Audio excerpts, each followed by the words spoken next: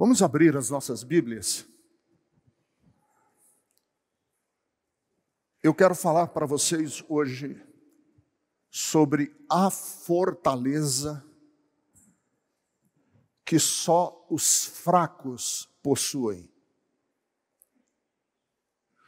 Portanto, a minha mensagem hoje não é dirigida a pessoas bem-sucedidas. Eu não quero falar hoje para quem não precisa de médico. Médico espiritual, entenda-se. Eu não quero falar hoje pela manhã para pessoas bem resolvidas. A minha mensagem é para você que está em casa e para você que está aqui na Bethesda hoje, que se sente fraco, fraca, frágil. O último dos últimos. Você diz, pastor, tem momentos que eu me sinto o último dos últimos. Pois é para você que eu quero falar. Abra comigo a sua Bíblia, na primeira carta que Paulo escreveu aos Coríntios. Primeira carta de Paulo aos Coríntios, capítulo de número 2. Se você tem sua Bíblia física, ou livro físico, ou se você tem no seu celular, nos aplicativos de Bíblia, por favor, acessem.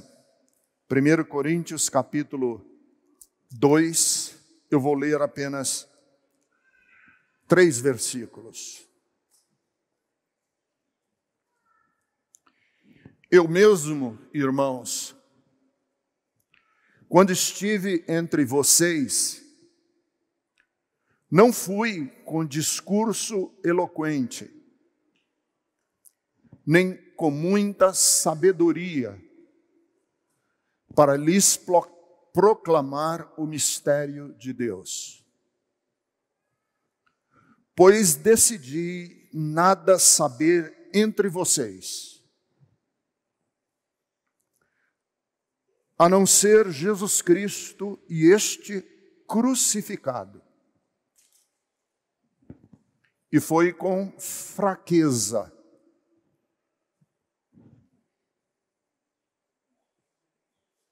temor e muito tremor que estive entre vocês.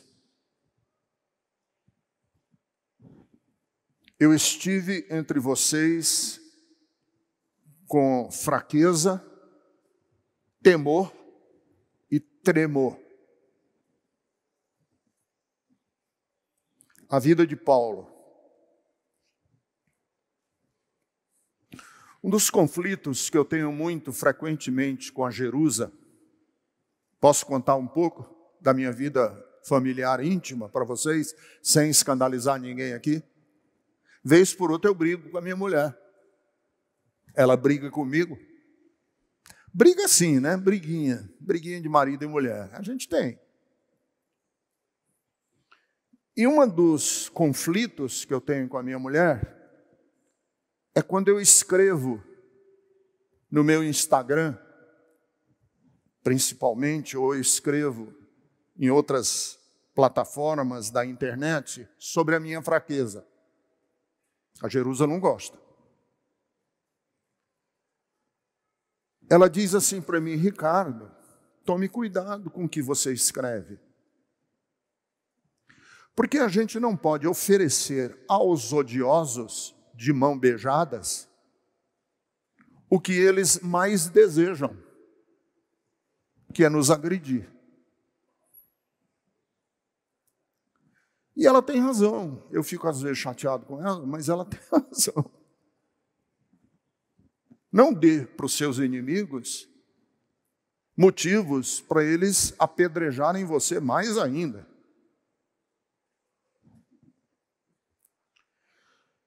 Dito isso, admitindo isso,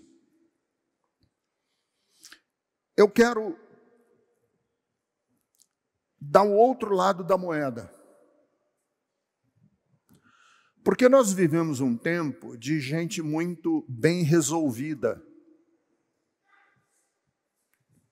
Todas as fotos que aparecem nas redes sociais, nos Instagrams e nos Facebooks, é todo mundo rindo. É todo mundo feliz.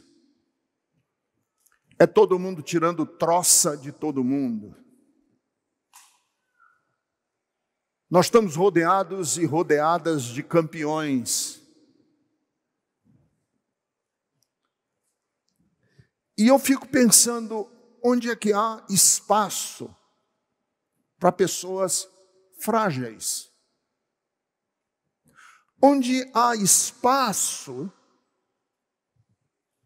para que a gente confesse a nossa fraqueza e os outros não usem da nossa fraqueza como lobos usam da fraqueza das ovelhas para pisar ainda em cima ou para destroçar. Você sabe que o lobo, ele ataca os animais predadores, as hienas, os leões, os tigres. Eles atacam quando eles veem a presa frágil. Onde há espaço na nossa sociedade para que você, que já fracassou no casamento, nos negócios, que não conseguiu se manter em pé e caiu, onde há espaço para nós dizermos, eu estou fraco, eu estou fragilizado, eu estou me sentindo péssima, eu estou me sentindo horrível. Onde há espaço para isso? O apóstolo Paulo nunca escondeu, omitiu, disfarçou as suas fragilidades.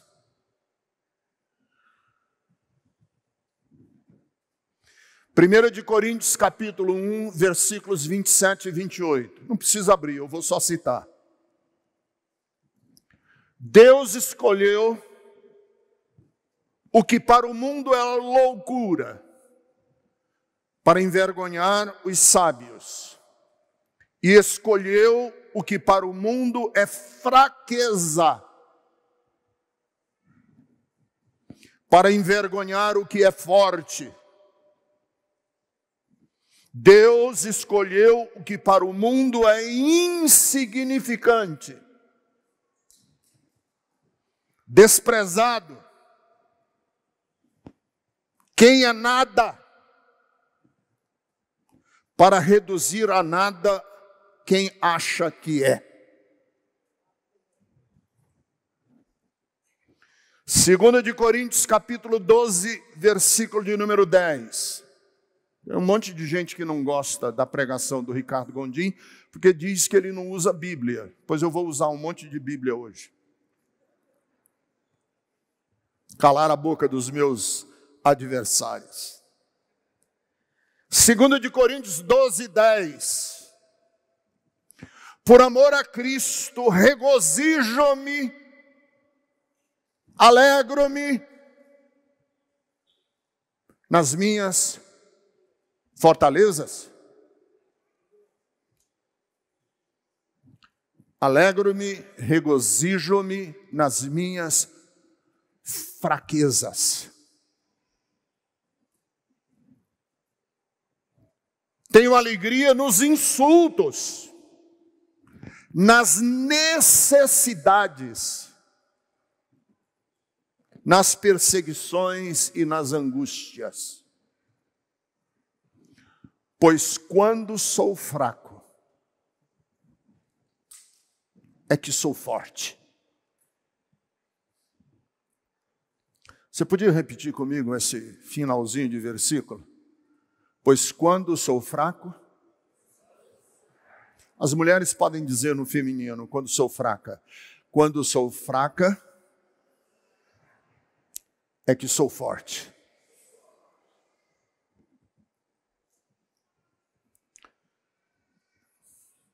Você sabe que eu fico pensando assim, nós conseguimos, houve uma guinada na pregação do Evangelho neste país,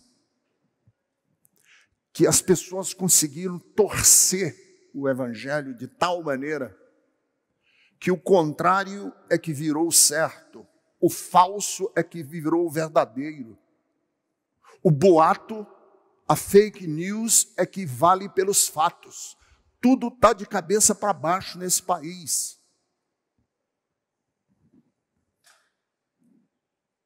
Porque quando sou fraco é que sou forte, 2 Coríntios 2,10, não pode ser dito na maioria das igrejas. Na maioria das igrejas, o que se pode dizer é que quando sou forte, é que eu sou forte.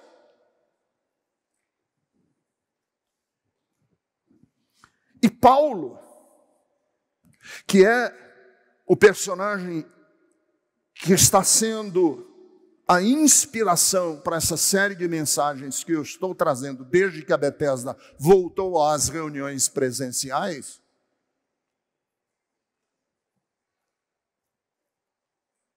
está em sintonia com Jesus de nos mostrar que o Evangelho não é para os sãos. Porque Jesus disse, eu não vim para os sãos, eu vim para os doentes. O são não precisa de médico.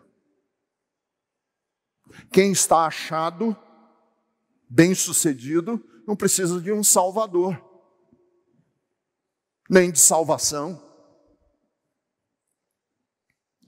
E aí Paulo usa de diversas metáforas. Você sabe o que é uma metáfora? É uma figura de linguagem.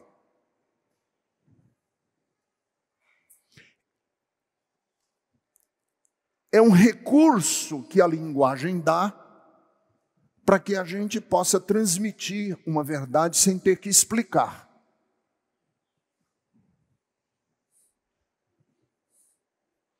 Uma figura de linguagem.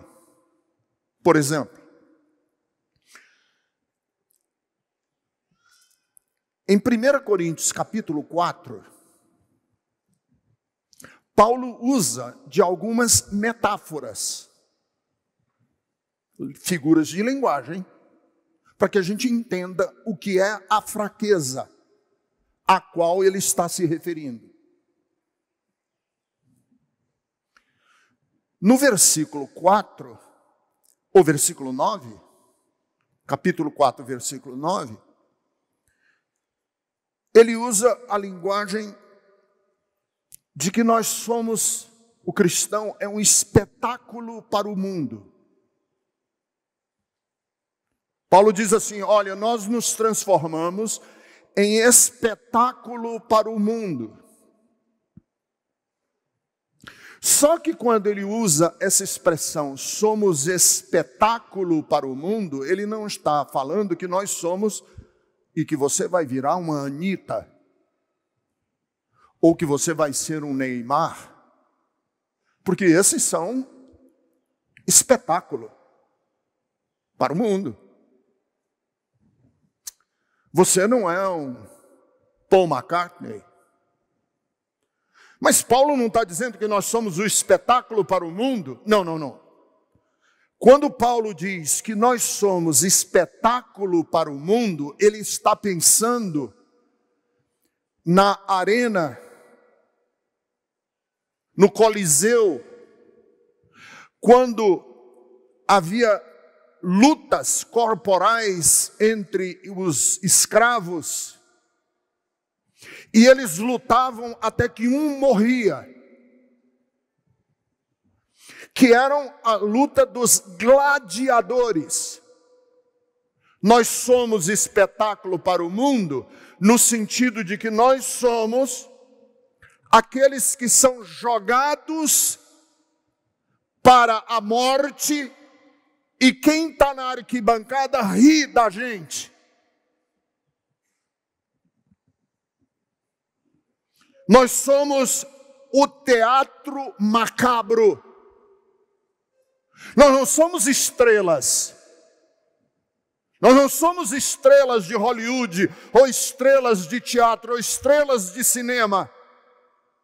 Nós somos os escravos.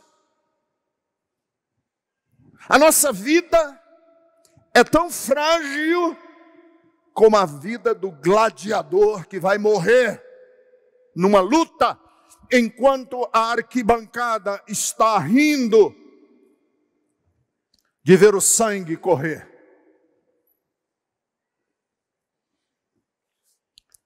Por isso que quando a gente lê a vida de Paulo, nós temos que fazer uma pergunta. O que foi que mais influenciou Paulo para ele dizer que nós somos o espetáculo do mundo? Nós somos um espetáculo macabro do mundo. O que inspirou Paulo para dizer isso? Foi a teologia dele?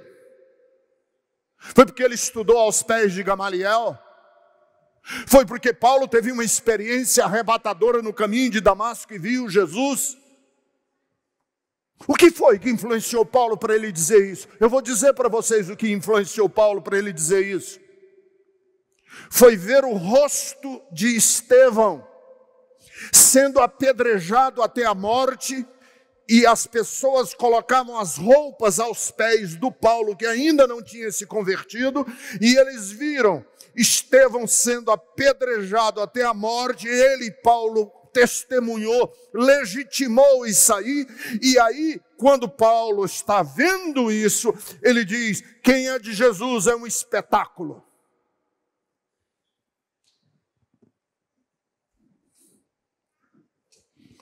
Que os lobos, as hienas, querem devorar.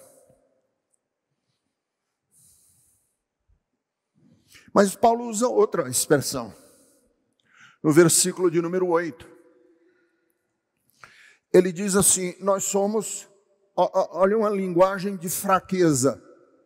Nós somos loucos. Ser de Jesus é ser louco.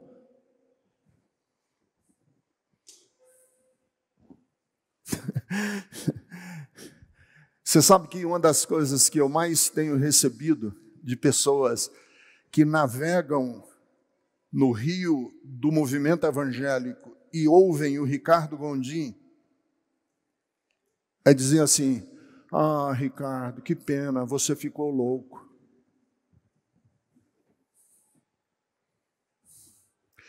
Muitas vezes eu tenho muito essa experiência de me sentir fraco. E algumas pessoas dizem assim: Ricardo, você tem muita coragem de dizer certas e determinadas coisas. Eu digo: não é coragem. Eu não tenho coragem de nada. Eu sou fraco. Não é coragem. É integridade. Ser íntegro é uma coisa, ter coragem é outra. Eu tenho integridade com aquilo que penso e que falo. As pessoas me leem no Instagram e dizem assim: a Igreja Bethesda sabe que você está dizendo essas coisas? Eu digo: espero que sim, espero que todo mundo da minha igreja esteja me seguindo. E mais, o que eu escrevo, eu digo. E o que eu digo, eu escrevo. Eu não tenho meio termo, eu não sou humorista. Aí as pessoas... E eu tenho uma experiência também interessante, é assim, que eu escrevo certas coisas e não ponho versículo. Mas é a mensagem de um versículo, só que eu não coloco o versículo. Escrevo lá: Deus é amor e em Jesus nós conhecemos a fragilidade de Deus. Pronto, eu escrevi isso essa semana. Deus é amor e em Jesus nós conhecemos a fragilidade de Deus. Aí a pessoa diz assim: ô Gondim, você está filosofando demais. Eu digo: isso não é filosofia não, ô Pedro Bó. Isso é Filipenses capítulo 2. Só que eu não escrevi. E o seu problema é que você não sabe fazer a ligação entre o que Filipenses capítulo 2, ele sendo em forma de Deus, não teve por usurpação ser igual a Deus, mas se esvaziou de toda a divindade, tomou a forma de servo e morreu a morte de cruz. Está escrito lá em Filipenses 2, só que eu não disse que está escrito. E você não consegue fazer a conexão entre o que está sendo dito e o que o versículo está transmitindo.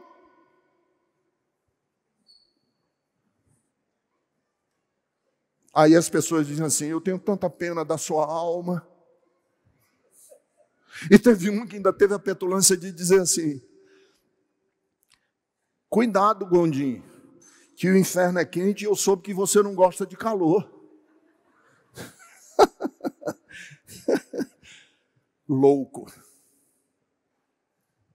Nós nos colocamos na posição de loucos. Por quê? Porque eu tenho a integridade de ler a Bíblia e de não me contentar em citar versículos decorados, e sim entender quais são as implicações daquele versículo naquilo que a gente entende sobre Deus, sobre Jesus e sobre o Espírito Santo. Aí no versículo 13, olha outra figura de linguagem que Paulo usa. Nós fomos colocados como lixo e escória. Eu tenho uma mensagem para você que está hoje de manhã aqui, que já se sentiu um lixo, que se sente uma escória.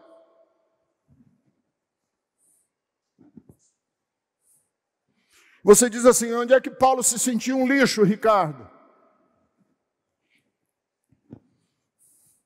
Na cadeia, quando ele estava preso com Silas?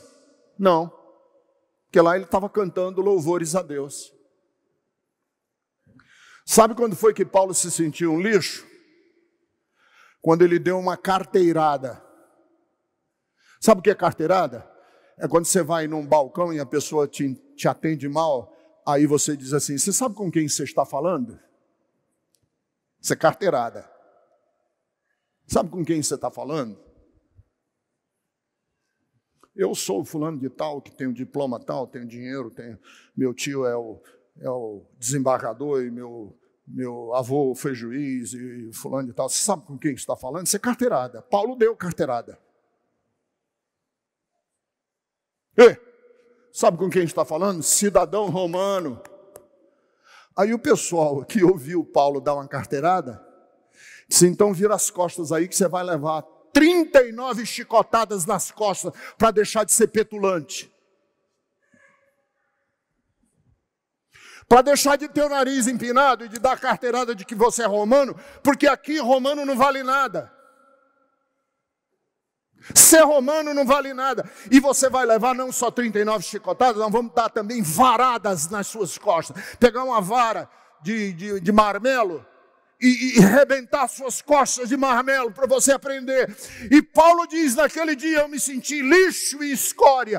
E quando você se sentir lixo e escória, saiba que tem um Deus no céu que acolhe o lixo e a escória e diz, esquece as carteiradas, você é meu filho e você é minha filha amada. Mesmo que você seja pobre, você seja homossexual, você seja transexual, você seja preto, japonês, alemão, americano, não importa, você é meu filho, você é minha filha amada.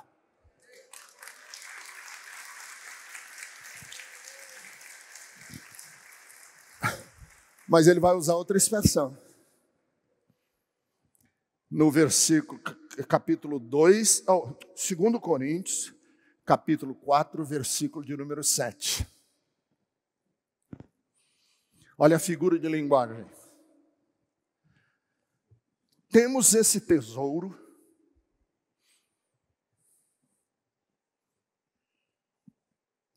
em vasos de cristal. Não. Em vasos de ouro. Não. Em vasos de prata. Não. Em vasos de aço inoxidável. Não.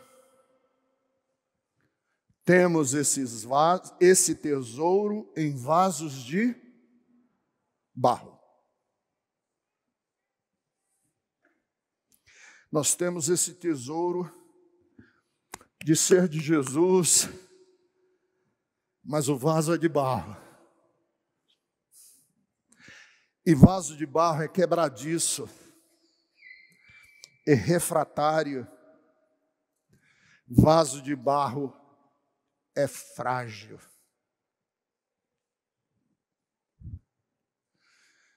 E eu sou frágil. E eu aprendi que sou frágil, porque eu já tive dor de dente, que minha cara ficou desse tamanho. Eu já tive pedra no rim e tive que viajar de avião 12 horas com pedra no rim. Que vomitei 3 vezes dentro de um avião, numa viagem de 12 horas. Era tanta dor que eu vomitava e não sabia o que fazer. Eu já passei por 3 cirurgias na minha coluna, em que eu passei 20 e tantos dias dentro do hospital, tomando fentanil na veia. E fentanil é uma droga 100 vezes mais potente do que morfina. E a dor não passava. Eu sei o que é ser um vaso de barro. Eu sei o que é ser um vaso de barro, porque eu vi minha mãe morrer de câncer. E minha mãe morrendo de câncer ficou tão desfigurada, ficou tão diferente, que eu peguei uma fotografia dela e colei na parede do leito do hospital, na parede do hospital. Para quem viesse visitar, eu dizia assim: não olhe para ela não, minha mãe é essa aí, dessa fotografia. Eu sei o que é ser vaso de barro, porque eu já vi pessoas sendo estraçalhadas dentro de igrejas evangélicas, porque cometeram um pecado. E as pessoas são inclementes em pisar quem já está ferido. Eu sei o que é ser um vaso de barro. O tesouro, que é ser de Jesus e ter o Espírito Santo, está dentro de um vaso de barro, que sou eu, que é você.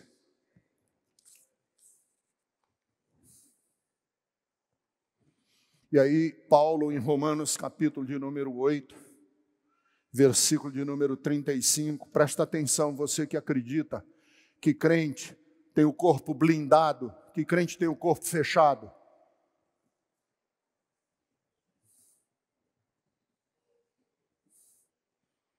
Romanos 8:35.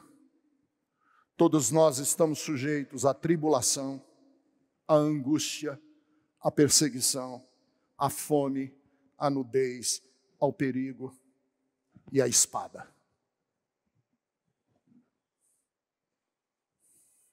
2 Coríntios 1:8. Eu quero saber quantos pastores evangélicos nesse Brasil de hoje têm coragem de subir no púlpito de suas igrejas e confessar o que Paulo confessou em 2 Coríntios 1:8. Eu desafio. Porque eu me inspiro em Paulo, eu não me inspiro no apóstolo, no bispo, no missionário, no fulano, beltrano e cicrano, que estão ficando ricos às custas do pecado, da culpa, do medo e de Satanás.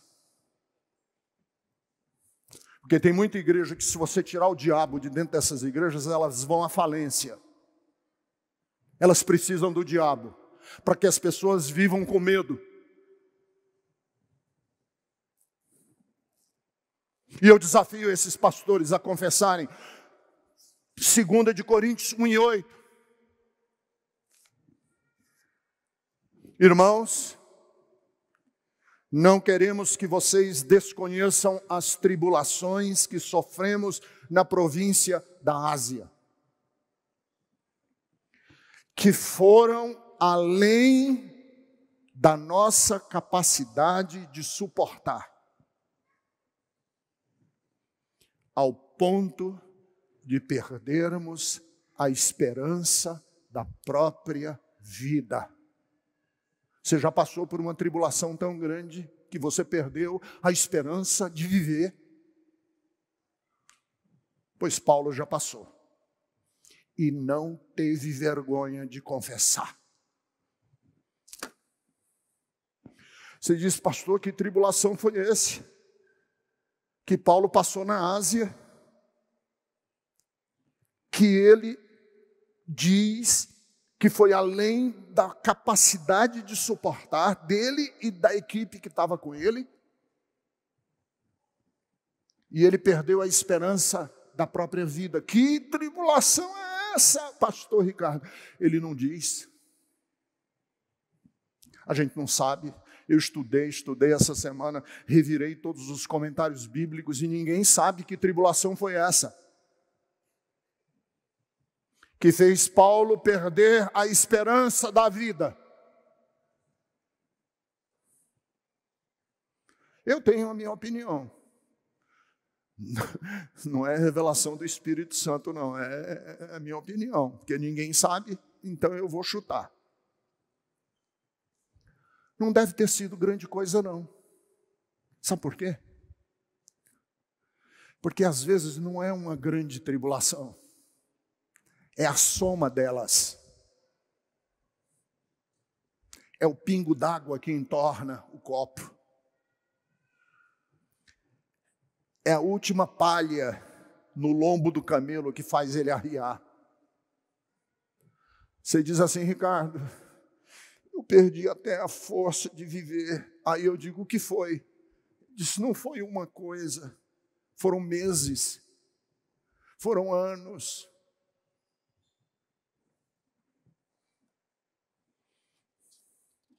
São as lutas diárias.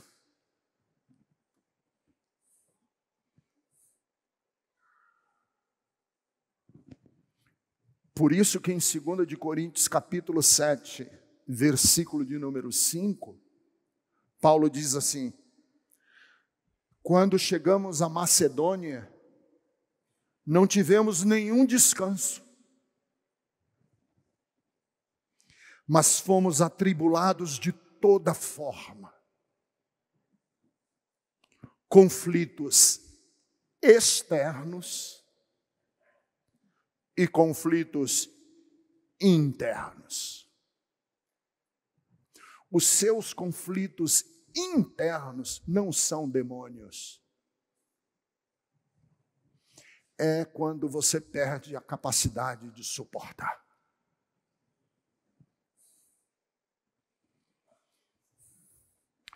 Mas eu estou me alongando muito. Eu estou pregando assim muito tempo. Mas é porque eu estou represado.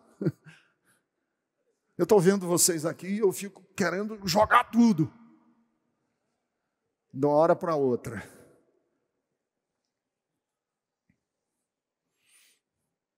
Ricardo, somos fracos? Somos. Todos nós. Por isso que a gente depende da graça. Alguém já disse que converter-se é jogar-se no escuro. Sabe, uma pessoa que está tão desesperada, teve um incêndio do prédio aqui em Joelma, anos atrás, e as pessoas ficaram tão desesperadas com o fogo que eles se jogaram. Alguém já disse que converter-se é jogar-se. Você se joga porque você percebe que você não tem nada. Que você não tem nenhuma virtude. Se for depender de eu cumprir a lei de Deus, eu estou perdido. Se depender de eu cumprir mandamento, eu estou perdido.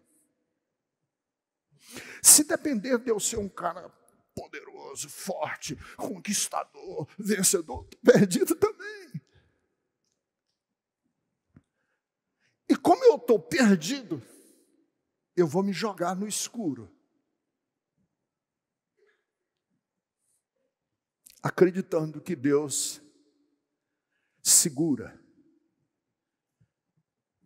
Claro que é espiritualmente falando, não vão se jogar de prédio, por favor. Deus segura os desesperados, os pecadores, os falidos, os que não têm padrinhos, os que não têm carteirada para dar. Eu me jogo nos teus braços, eu vou dar esse salto no escuro, acreditando que haverá braços amorosos para me segurarem. É Abraão, e esse conceito é de um filósofo dinamarquês chamado Søren Kierkegaard. E o Kierkegaard falou, é o Abraão, que levanta o cutelo para matar o filho, acreditando que há um Deus amoroso e bom, que vai segurar a mão dele e dizer, não faça isso. Não faça isso. Sou eu me jogando nos braços de Jesus, certo de que Ele vai me segurar. Então deixa eu só terminar dizendo assim. Quem se acha maior, melhor, nega a si mesmo. Quem se acha o tal, está mentindo para si mesmo. E a maior mentira que alguém pode contar é para si mesmo. A maior mentira que alguém conta é para si mesmo. Então você que se acha o tal, poderoso, conquistador, bacana, o galã, a mulher sedutora, o fecha-rua, eu sou o tal. Você está mentindo para si mesmo, você está mentindo, você não é isso. É mentira.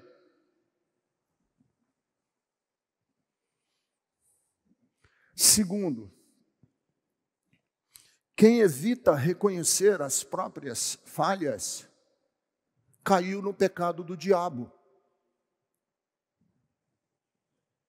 Quem evita reconhecer-se frágil, fraco, fraca, quebradiço, quebradiça, caiu no pecado do diabo. Porque o pecado do diabo é exatamente esse, do orgulho, do nariz empinado. E foi o orgulho que fez Nabucodonosor comer grama como um louco, um bicho. Foi orgulho que fez Saul se tornar um rei alucinado, paranoico.